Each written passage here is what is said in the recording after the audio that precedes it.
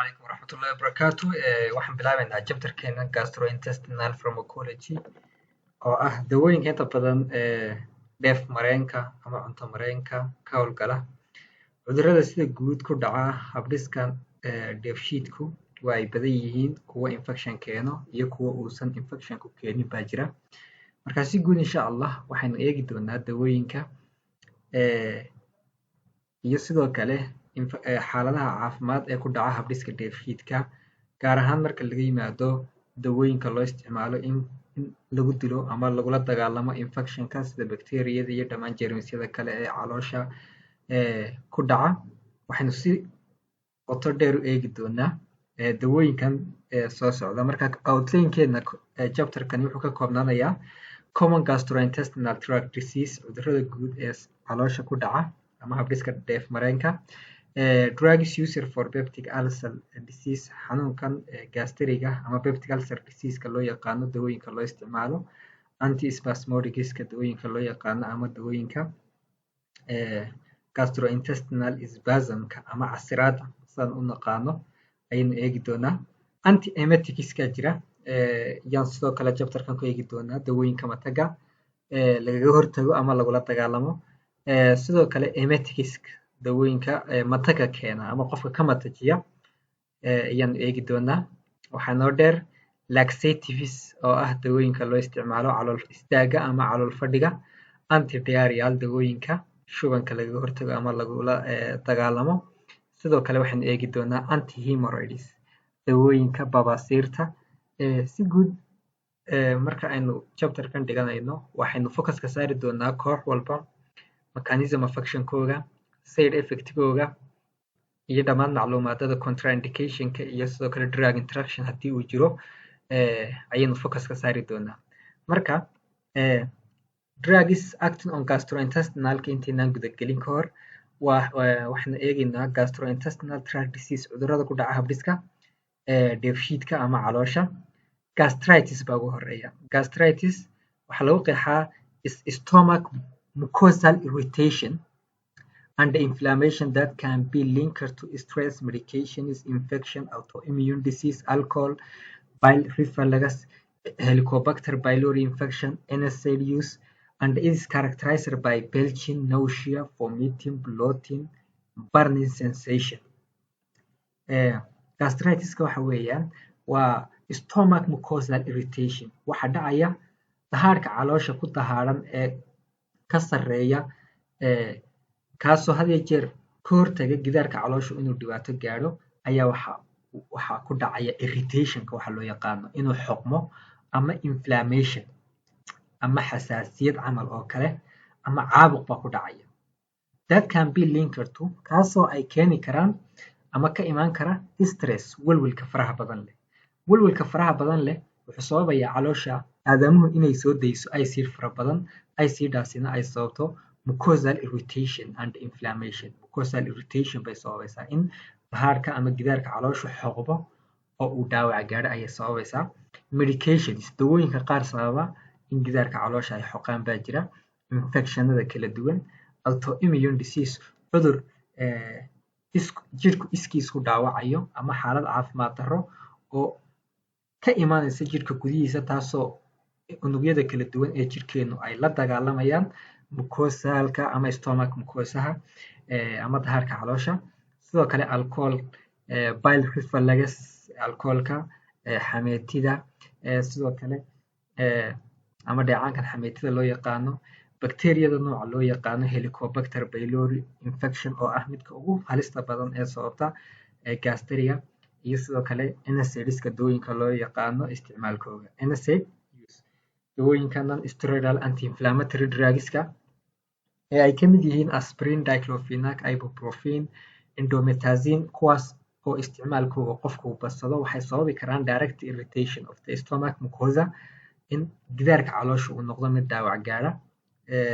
Inta badanna waynu eegi doonaa waxa lagu recommend gareeyaa dadka inay cuntada kadib ay isticmaalaan markii haddii ay timaado xaalad lagama maarmaan ah isticmaalka dawooyinkan ama in lala qaato dawooyinka acid caloosha yareeya. Sidoo kale wuxuu caadaystay ama xanuunkan gastritis-ku waxa astaan u ah belching waxa loo yaqaano. Belching waa daaco qofka ama naqas fara badan oo caloosha kasoo baxa, nausea, lalabo, vomiting, matag, bloating, in qofka dheecaan ama qandhuuf ama waxa loo yaqaano xoor camal oo kale afka ka yimaado, burning sensation iyo dareen gubasho leh oo qofka calooshiisu ay olol uu ka dareemayo ama laabta uu olol ka dareemayo. kaas baa marka xanuunkaas waxa loo yaqaanaa gastritis baa loo yaqaanaa. kan kale markaan u nimaadno gastroenteritis. Gastroenteritis-ka is an inflammation of the lining of intestines caused by virus, bacteria, parasite, symptoms of diarrhea, abdominal pain, vomiting, headache, fever, chills, and the loss of appetite. Gastroenteritis-ka waxa weeyaan caabuq ka yimaada jeermisyada ama cudursidayaasha ilma aragtayda ah, kaasoo xiidmaha gaadhaya. marka inflammationkaas xiidmaha waxaa sababi kara fayraska, bakteeriyada iyo ku dulnoolaha kale. astaamahaygana waxaa kamid ah qofka inuu shubmo, caloosha xanuunto ama abdominal pain, matag yeesho, madax xanuun yeesho, xumad yeesho, qarqaryo yeesho ama waxa loo yaqaano chills ama gariir, as well as in uu qofka appetite-kiisu ka lumo, ayaa marka waxaa loo yaqaanaa gastroenteritis. waa infection, xaalad caloosha ka dhacday oo infection sababay. tan kale waxaa loo yaqaanaa gastroesophageal reflux disease. sida guud waa laab dilaac, haddii af Soomaali lagu micneeyo, ama jeerti waxa loo yaqaano afka qaalaad.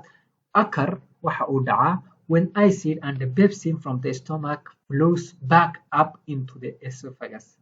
waa marka acida iyo pepsinka ama dheecaanadaasoo inta badan ka qayb qaata habdhiska dheefshiidka ama dheefshiidka ka qayb qaata ay dib ugu soo noqdaan into the esophagus guriga, kaas oo markaas sababta characterized by wuxuuna caadaystay ama astaan u ah radiating burning, micnihii olol ku beegan goobtaas micnihii ay soo gaadhay acidu oo hunguriga, or adjust pain ama laabta oo qofka aad u xanuunta, and presence of acid taste iyo dhadhan acid oo afka ka dhandhama. it is also called heartburn. waxaa sidoo kale loo yaqaanaa wadna olol ama laab olol baa loo yaqaanaa. qofku inta badan wuxuu ku odhanayaa wadnaha ay xanuunaya, qofka gastriga leh ama heartburn bartaa laabta ayaa olol uu ka dareemaya. kan kale waa maxay? waxa loo yaqaano ulcer ama peptic ulcer disease. waa disorder of the upper GI tract caused by excessive acid secretion. waxa weeyaan xaalad caafimaad darro oo ka dhacda qaybta sare ee caloosha ama habdhiska dheefshiidka, kaasoo ka yimaada marka acid fara badan caloosha aadamuhu ay soo dayso. acidada faraha badan leh waxay dhaawacaysaa gidaarka caloosha ama stomach mucosal membrane-ka ayay dhaawacaysaa. sidaa darteed peptic ulcer disease-ku waxaa loo qaybin karaa gastric ulcer iyo sidoo kale duodenal ulcer. gastric ulcer-ku inta badan wuxuu ku dhacaa qaybta caloosha gunteeda ayaabuu ka dhacayaa oo inta badan uu ka dhacaa.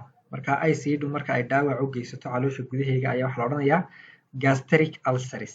meesha duodenal ulcers aan wada ogsoonahay, duodenum waa tuumbada isku xidha xiidmaha iyo sidoo kale caloosha, barta ay iskaga yimaadaan ayaa waxaa loo yaqaanaa duodenum. ulcerka qaybtaa markaa isku xidhanka caloosha qaybta hoose ee duodenumka ka dhacaya ayaa waxaa loo yaqaanaa duodenal ulcer. labadaba si guud waxa sababta acid fara badan oo caloosha laga soo sii daayo. marka waxaan eegi doonaa drugs used in management of the peptic ulcer disease, dawooyinka loo isticmaalo peptic ulcer disease-ka.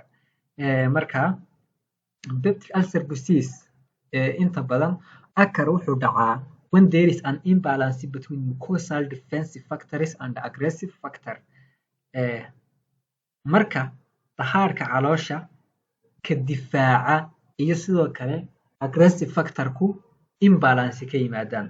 waxaad ogaanaysaa waxaa jira wax loo yaqaano defensive factor iyo aggressive factor. defensive factor-ku waxa weeyaan sheyada caloosheena in ay dhibaato gaadho ama dhaawac gaadho ka hortaga. aggressive factorskuna waa waxyaalaha kordhiya in caloosheena micnihii ama gastrointestinal mucosaga uu dhaawac gaadho. Marka protectiveka ama defensive factorska waxaa ka mid ah kow caloosheena waxay leedahay mucus dheecaan. Dheecaankaas wuxuu saacidaa in dhammaan waxyaalaha kala duwan ee acida iyo shayada kala duwan ee irritationka leh ee gaadhaya xiidmaha inay ka hortagaan. Sidoo kale waxaa ka mid ah defensive factorska bicarbonate. Bicarbonate waa maxay? Waa basic ama waa alkaline kaasoo muhiimadiisu ay tahay markasta oo acida caloosha lagu soo sii deynayo ay badato in uu dhex galo oo uu dhexdhexaadiyo ama neutralization action uu sameeyo. Sidoo kale waxaa ka mid ah prostaglandin. Prostaglandinkuna waa dheecaan ama waa hormoon inta badan ka mas-uula ka hortagga mucosaga ama dahaarka caloosha. Marka kuwaas baa waxa la isku dhahdaa protective ama defensive factorska. Marka loo yimaado aggressive ama destructive factorska sababaya weeyaane gastrointestinal ama peptic ulcer disease waxaa ka mid ah bacteriyada loo yaqaano Helicobacter pylori, dawooyinkii aan soo sheegnay ee NSAIDska tusaale ahaan aspirinta, iyo sidoo kale dheecaanada acida ee caloosha soo deyso ama gastric acida iyo pepsinka. Kuwan baa waxaa la isku dhahdaa aggressive factor. Marka waxaa dhacaya peptic ulcer diseaseka imbalance in ay isla ekaan waayaan kuwa difaaca iyo sidoo kale kuwa burburiyaasha ama dhaawaca geystayaasha. Marka haddii had iyo jeer innaga waxaa inoo roon in defensive factorsku badnaado si ay gastrointestinal systemkeena uu u badqabo, balse haddii uu destructive factorku yimaado oo uu ka badnaado ama ka xoog weynaado defensive factorska waxaa dhacaya xanuunkan loo yaqaano peptic ulcer disease. Marka drugs for PUD-ga waxaa ka mid ah waxaa guud ahaan loo qaybiyaa 4 classes ayaa loo qaybiyaa. Taan soo sheegnay waxaa kow ka ah kooxda koowaad anti-acids waa lidka acida. Sidaad ereyga ka muuqata antacids waa kuwa acida ka hortaga, acida caloosha kuwa dhexdhexaadiya ayaa wax loo yaqaana antacids. Si guud had ogaatid waa inaad maskaxda ku haysaa marka gastrigu dhacayo waxaa jirta acid la soo daayo. Acidaas waxaa loo soo daayo waa maxay? Waa in ay qayb ka qaadato habdhiska dheefshiidka. Wax kasta oo burbur u baahanna halkaa ku burburo. Wax kasta oo jeermis ah oo cuntada la socotana acidaasi ay disho. Oo acidaasi aad bay jirkeena muhiim ugu tahay gaar ahaan habdhiska dheefshiidka. Balse marka jirkeena dhaawac gaaro acidaas laba xaaladoodba waa la samayn karaa. Kow in acidaas marka la soo daayo loo sameeyo dawooyin dhexdhexaadiya oo fasaqa ama dhibaatadii ay geysan lahaayeen ka hortaga, iyo sidoo kale dawooyin totally joojiya soo deynta acida oo hor joogsada qanjidhada kala duwan ee acidu ay kasoo baxdo. Marka waxaa jira qanjidho aad u fara badan oo acidu ay kasoo baxdo. Marka kuwa anti-acid waa kooxda koowaad. Kooxahan kale ee ay ka mid yihiin proton pump inhibitorska iyo histamine 2 ama H2 receptor antagonistga ama H2 blockers-ka waa kuwa joojiya labadan kooxood. PPI-ga iyo histamine-ku waxay joojinayaan soo deynta acida. Gastric protectantskana dawooyinkani waxay ka hortagayaan acidu marka ay caloosha soo gasho in ay gidaarka caloosha gaadho oo dhaawac ay sii geysato. Maadaama already PUD ay dhacday, gastric protectantsku waxay ka hortagayaan in gidaarka caloosha ay ku dhagaan kadibna ka hortagaan acida waxyeeladeeda. Marka guud ahaan waa kuwo acida marka la soo daayo dhexdhexaadiya, waa kuwo joojiya soo deynta acida, waa kuwo acida marka ay caloosha ku jirto ka hortaga ama barrier sameeya naburka iyo u dhaxayso acida oo dhibaato halkaas qofka aysan kasii gaarin. Marka kooxda koowaad waxaa loo yaqaanaa anti-acids. Anti-acidsku inta badan are a basic compound waa dawooyin ama isku jiro ama isku dhis compound ah which neutralize kaasoo dhexdhexaadiya ama fasaqa hydrochloric acid oo ah acid caloosha laga soo sii daayo. Waxay dhexdhexaadinayaan hydrochloric acid in the gastric secretion kaasoo caloosha ay soo saarto. They are used to waxaa loo isticmaalaa prevent in lagaga hortago and relieve a pain in a symptomatic management of gastrointestinal disorder associated with gastric hyperacidity. waxay loo isticmaalaa in lagaga hortago ama lagu damiyo ama lagu yareeyo xanuunka la dareemayo kaas oo inta badan u baahan marka acid fara badan caloosha lagu soo sii daayo acid fara badan caloosha marka hyperaciditygiisu ama acid fara badan caloosha soo gasho acidaas waxay sababi kartaa dyspepsia laab olol sidoo kale waxaa la odhan karaa gastroesophageal reflux disease laab jeex oo acid inay dib guriga ugu soo noqoto iyo sidoo kale peptic ulcer disease intaas waa loo isticmaali karaa dawooyinkan anti-acid laab ololka iyo sidoo kale PUD-ga sidoo kale anti-acidiska waxaa lagu waaniyaa maadaamay actionkoogu yahay on fast in la isticmaalo symptomatic management qofka marka calooshu ay aad u olosho ee uu dareemo xanuunka dawooyinka ugu horeeya isku qaboojin karo ayaabay kuwa ugu horeeya yihiin dawooyinkan anti-acidiska waxaa kamid a kuwan ammonium hydroxide plus magnesium hydroxide ammonium hydroxide plus magnesium trisilicate magnesium hydroxide as well as magnesium trisilicate oo dhammaan dawooyinkan isugu jira qaar sharoobo ah iyo qaar kiniin ah kuwa kiniin ah way jiraan kuwa sharoobo ahna waa ay jiraan guud ahaanna dhammaan dawooyinkan waxaa laga qaataa BO ama afka laga qaataa qaabka loo qaadanayo waa sidee had iyo jeer maadaamay dawooyinku yihiin kuwa suspension ah waxaa la yidhaahdaa shake the bottle well before use inta uusan qofku isticmaalin in dawada uu si fiican si ay iskugu dhex gasho u lulo ama u ruxo qofku wuxuu qaadan karaa 2 teaspoonful laba mulqaacadood ama laba qaado labada qaado oo u dhiganta halkii teaspoonful waxaan ogsoonahay inuu yahay 5 ml marka waxa weeyaan 10 ml bay noqonaysaa cuntada kadibna waa la qaadanaya after meal baa la qaadanayaa ama at bedtime xilliga qofku sii seexanayo maadaama xilliyadaasi ay yihiin xilliyada qofku laab dilaaciyo laab ololka iyo gastriga inuu kusoo kaco laga yaabo xilliyadaas buu qaadan karaa sidoo kale side effectiga haddii aan u nimaadno waxaan soo sheegnay dawooyinka qaar la cuno way jiraan oo la calaliyo gaar ahaan iyo qaar sidoo kale sharoobo ah oo la cabo intaba way jiraan side effectiga ay keensan karaan maxay ka tahay waxaad ogaanaysaa dawada ka samaysan ammoniumtu inta badan it produces what constipation ammonium salty produce constipation ammonium salty waxay sababtaa calool istaag bay sababtaa haddii ay calool istaag sababtana waxay sababaysaa delay gastric impetite in qofka saxaradii ka iman lahayd ama calooshiisii faaruqi lahayd ay dib u dhacdo delay inay samayso while meesha magnesium salty has a reverse effect magnesium salty waxay leedahay opposite-ka ammonium salty waxay leedahay constipation magnesium saltyna waxay leedahay diarrhea magnesiumtu waxay sababtaa side effectiga waa maxay waa diarrhea ammoniumtuna constipation saa la ajligeed mararka qaar combination of the two may produce adverse or may reduce adverse gastrointestinal effect isku darka labadooda ammonium iyo magnesium waxay noqonayaan kuwo faa'iido leh maadaama mid sababaysa constipation ama calool istaagta kalena sababaysa diarrhea saameyntaas waxay noqonaysaa kuwo caloosha mararka qaar ama sida caadiga ahba normal ka dhiga oo side effectigoogu halkaas midba midka kale daawo u noqdo ammonium salty cause hypophosphatemia ammonium salty waxay sababtaa in phosphate-ka jirka ku jira curyaha phosphate-ka jirka ku jira taasoo qayb ka qaata kordhinta calciumta jirka ku jirta oo markasta oo phosphate-ka jirkeenu kor u kaco waxaa badanaya calciumta jirkeenu sidoo kale waa ay roonaanaysaa ayaaba markaa jirka ku yaraanaya haddii uu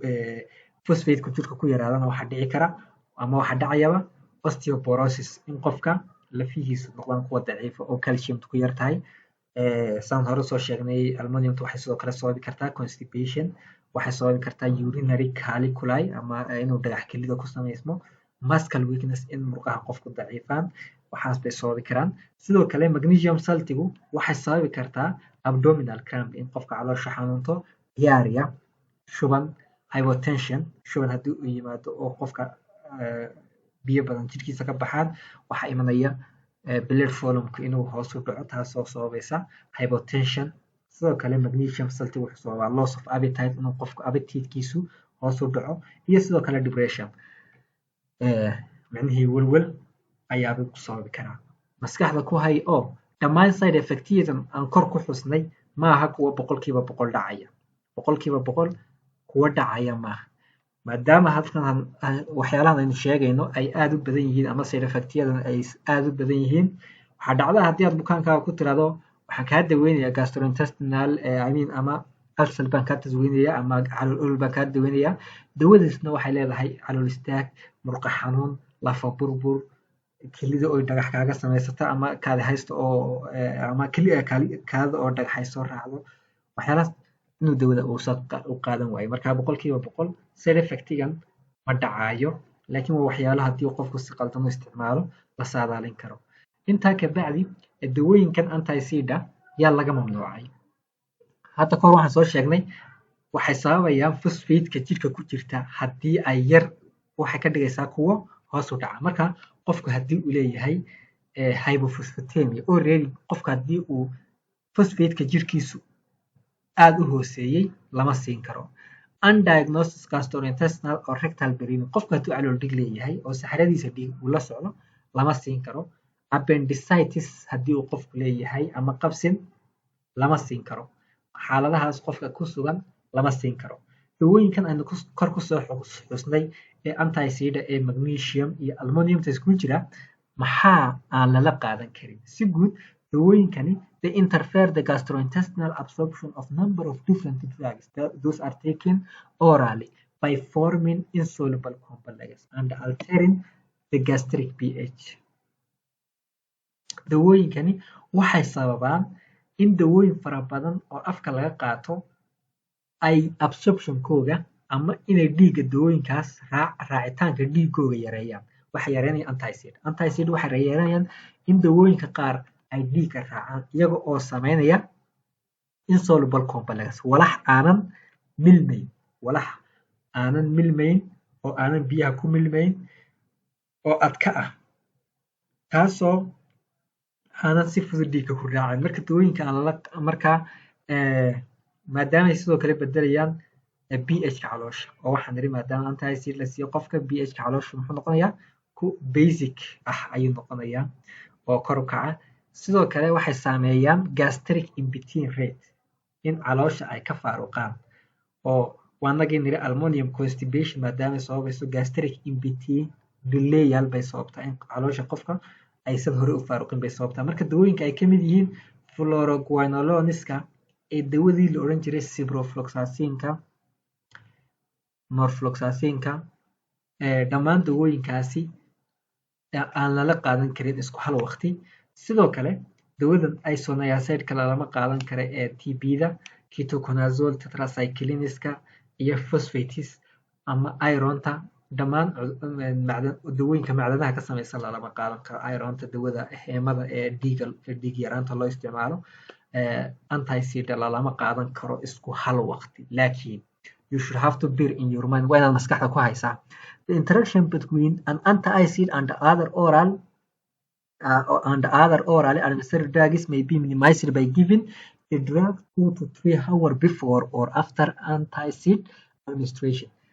side effect interaction kan aynu kor kusoo xusnay waxaynu ku yareyn karnaa dawada anti-acidska qofka marka la siinayo kuwan kale ee lalama qaadan karo aan nirina la siinayo qofku haddii uusan ka maarmin oo xaalad caafimaad darro ay jirto ilaa haddii la kala horreysiiyo 2 ilaa 3 saacadood wax dhibaato ah isma yeelayaan.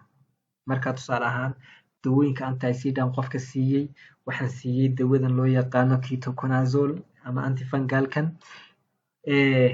fungus baa qofkii haya fungal infection baa haya gastrina wuu hayaa ma odhanayo gastrigan daweynaya fungahan dhaafaya ilaa 2 xaaladoodba qasab weeyaan in la daweeyo. salaajligeed waa inaan mid ka mid ah haddii aan horreysiyo ketoconazole 2 saacadood ama ilaa 3 saacadood sugaa kadibna aan siiyo anti-acid. haddii aan anti-acid horreysiiyana saas si lamid ah waan sugi 2 ilaa 3 saacadood kadibna ketoconazole baan siin. Taas baad ku solve garaynaysaa marka bukaanka loo soo qoray anti-acid iyo dawooyinkan kale waa inaad ku waaniso in ay kala horreysiiyaan ama kala dambaysiiyaan 2 ilaa 3 saacadood. dawooyinka kale waxa weeyaan kuwan loo yaqaano proton pump inhibitorska ama PPI-ga. dawooyinkan waxaa ka mid ah dawada loo yaqaano omeprazole, pantoprazole, lansoprazole, esomeprazole, rameprazole. dawooyin aad u fara badan baa jira kuwaasoo iskugu jira injection iyo sidoo kale tablet ahaan ama BO iskugu jira dhammaantood. waqtigay saacidi waaye xaggan strengthkooduna aad buu kala duwan yahay. tusaale ahaan pantoprazole iyadoo 20 miligram iyadoo 40 miligram waa la helaa. dhammaan dawooyinka kalena saasi lamid ah. marka dawooyinkani waa dawooyinka ugu quwada waaweyn leh marka la eego dhammaan dawooyinka laga hortago ICD. marka mechanism of actionkooga ama habka ay u shaqeeyaan waa maxay? suppresses the gastrointestinal ama gastric acid secretion by inhibit of proton potassium ATPase or hydrogen potassium ATPase. waxaad ogaanaysaa dhuuntan loo yaqaano hydrogen ama dheecaankan loo yaqaano hydrogen potassium ATPase enzymekani waa dheecaan had iyo jeer mas-uul ka ah isbedelka cureyaashan kala duwan ama molecuuladan kala duwan ee protonkan, hydrogentan iyo potassiumta. isbedelkoodaas oo muhiimadu ay tahay si loo soo saaro acid fara badan ama acid caloosha si ay usoo saarto iyadoo kasoo saaraysa qaybta parietal cellska in acid caloosha ay soo dayso. marka dawooyinkani PPI-gu waxay xidhayaan dhuunta isbedelka protonka iyo sidoo kale potassium ATPase. dheecaankaas ama biological catalystigaas ayaabay xidhayaan marka. sidoo kale waxaad ogaanaysaa dawooyinkani waa kuwa ugu quwada weyn leh ugu waxtarka badan dhanka joojinta ICD-da. waxay ka dhigan tahay haddii aan bukaanka siiyo omeprazole bukaankaygaasi totally uma baahno dawooyinka kale. marka laga yimaado anti-acid u baahan karaa mararka qaar caloosha orisho balse waxay ka dhigan tahay omeprazole haddii aan siiyo there is no totally any acid that will be secreted or that will be released in the gastrointestinal tract. acid lasoo sii deynaya ma jirto. dawooyinkan waxaad ogaanaysaa they are the most potent suppressor of gastrointestinal or gastric acid secretion. They completely stop the acid secretion.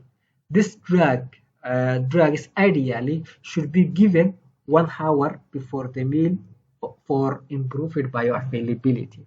waxaad ogaanaysaa they are the most waa kuwa ugu quwada waaweyn leh. The most suppressor of gastric acid secretion waa kuwa ugu quwada weyn leh ee joojiya soo deynta acid caloosha. sidoo kale waxay si totally ah ama completely ah u joojiyaan acid in ay caloosha kasoo baxdo. salaligeed waxaa la dhahdaa ilaa 30 ilaa 1 saac ka hor qofku inta uusan cuntada cunin.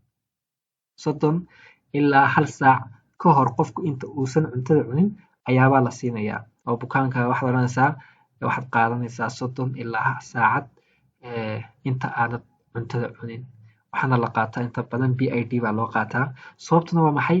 xilliyada cuntada qofku uu cunayo xilliyada ICD caloosha aadka loo soo sii daayo. salaligeed 1 saac ka hor ama 30 daqiiqo ka hor inta ay dawadu pharmacokinetigeega ay dhamaynayso ayaa markaa laga fikirayaa. dawadu marka qofku saa u liqo markaaba shaqada ma bilowdo. waxay u baahan tahay inay waqti caloosha ku milanto dhiiga raacdo waxyaalahaas activity-guna marka dambe yimaado. salaligeed waqtigaasi waa waqtiga dawadu shaqadeeda ay sii samaysanayso kadib calooshuna markay soo saarto ICD totally way joojinayaan markaa. side effect-ga dawooyinkan ay keenaan PPI-gu waxaa ka mid ah headache madax xanuun, dizziness tawakhaad, rash, allergy ama maqaarka oo cuncun iyo boogo keena, diarrhea, shuban.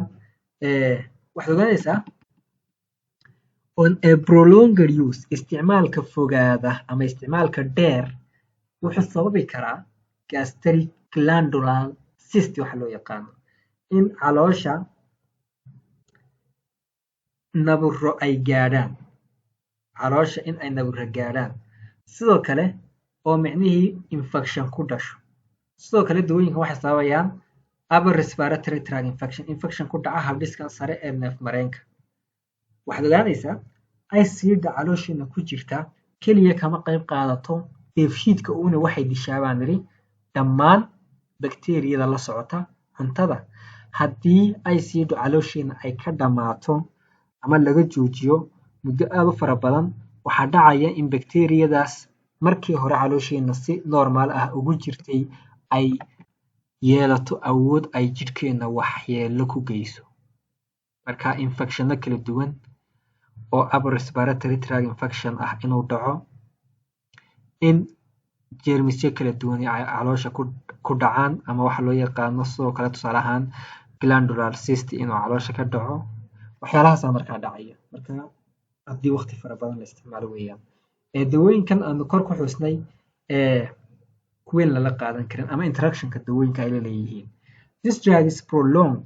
dawooyinkani waxay dheereeyaan, waa dawooyinkii horan soo dhiganay, the excretion of diazepam, warfarin and phenytoin.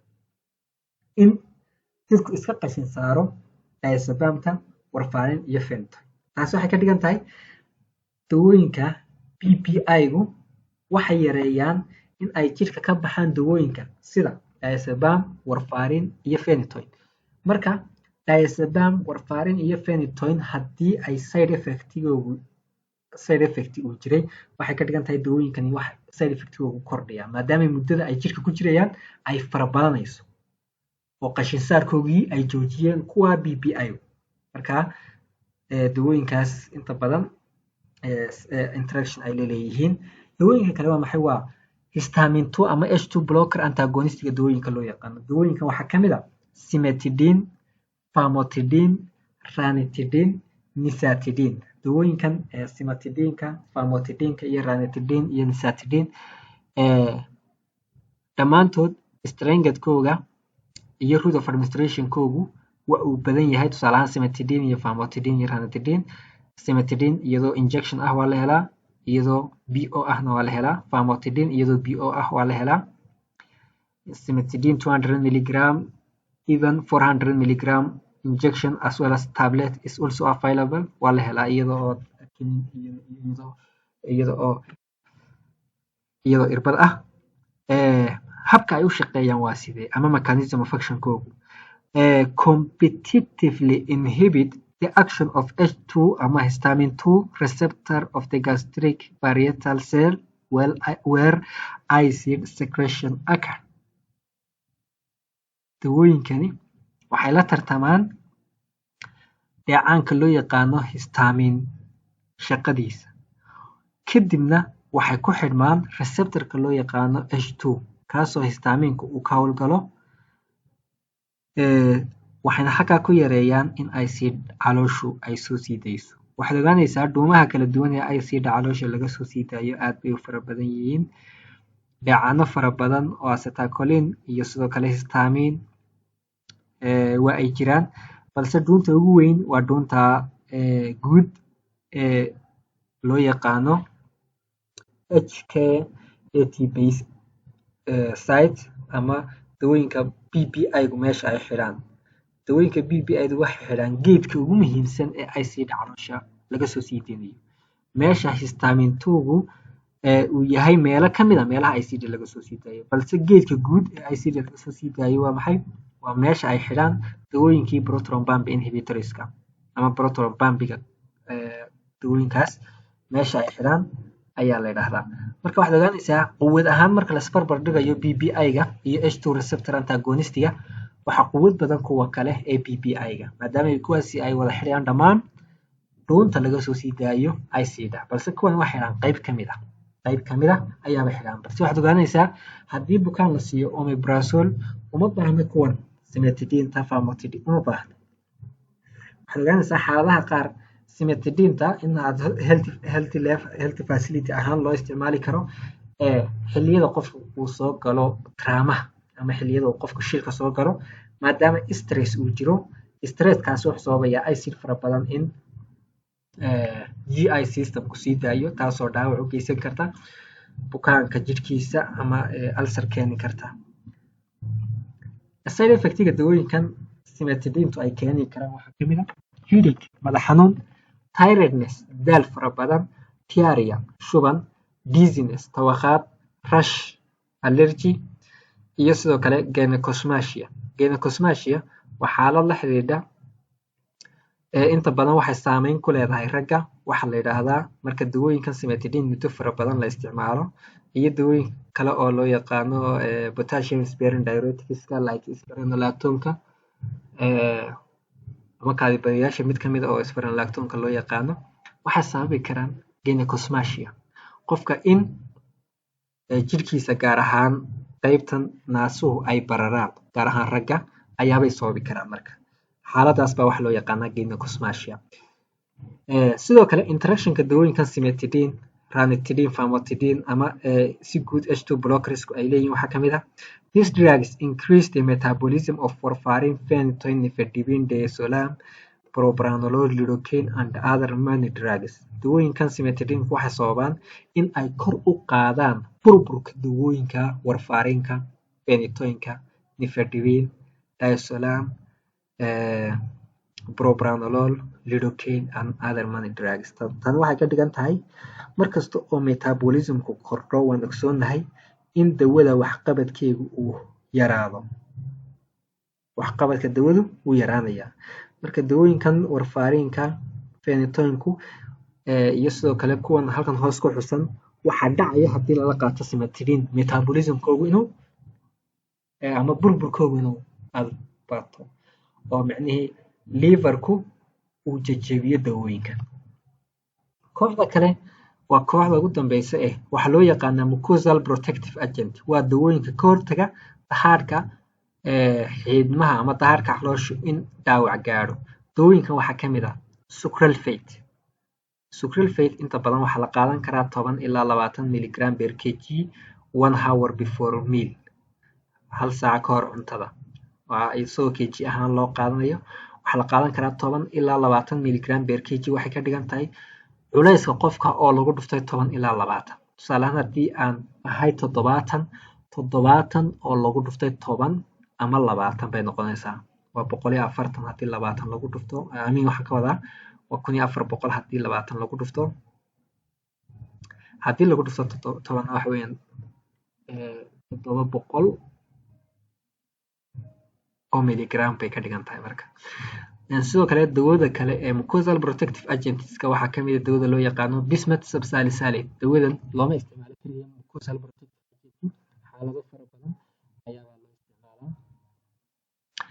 Sidoo kale dawadan waxaa kamid ah dawada mucosal protective agentga dawada loo yaqaano misoprostol oo kiniin ah oo 200 milligram 800 milligram leh iyadoo ay ku xiran tahay dooskeegu hadba xaaladda loo isticmaalayo.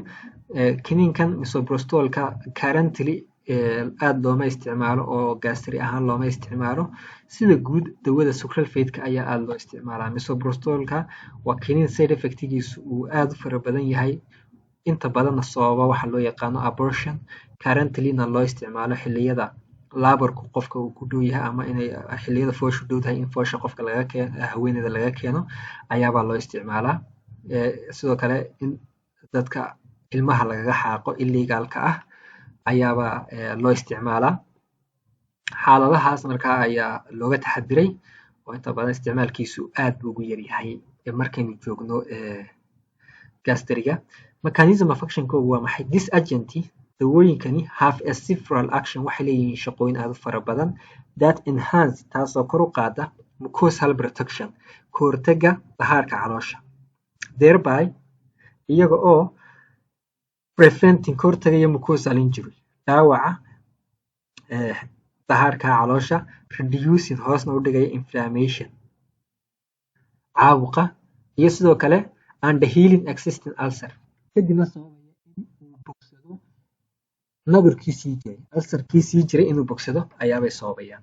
Marka waxay sameynayaan way ka hortagayaan dhaawicii horey jirayna way dayayaan. Okay.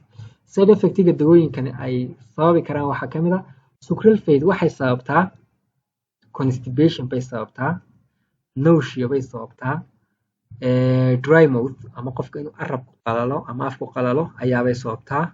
Waxay sababtaa insomnia hurdo yaraan bay sababtaa, allergic reaction waxay sababaysaa xasaasiyad meesha bismus subsalicylateku ay sababayso abdominal pain calool xanuun diarrhea shuban as well as nausea iyo sidoo kale lalabo misoprostolku inta badan waa naga sheegnay oo wuxuu sababaa maxay abortion buu sababaa si guud misoprostolka used for prevention of NSAIDs-induced ulcer and is contraindicated from pregnancy women since it causes abortion unless physician prescribed for that patient. Misoprostolka waxaa loo isticmaalaa ulcerka ama gastriga ka yimaada dawada NSAIDska loo yaqaano dawooyinka aspirinta diclofenactu side effectiga ay keenaan baa loo adeegsan karaa balse waa laga mamnuucay haweeney uur leh sinus haweeney xaamilo ah ama ilma sida waa laga mamnuucay maadaama dawadani sababayso abortion in ilmuhu kasoo dhaca haweeneydaas bay sababaysaa marka xaaladaas darteed ayaa lagaga mamnuucay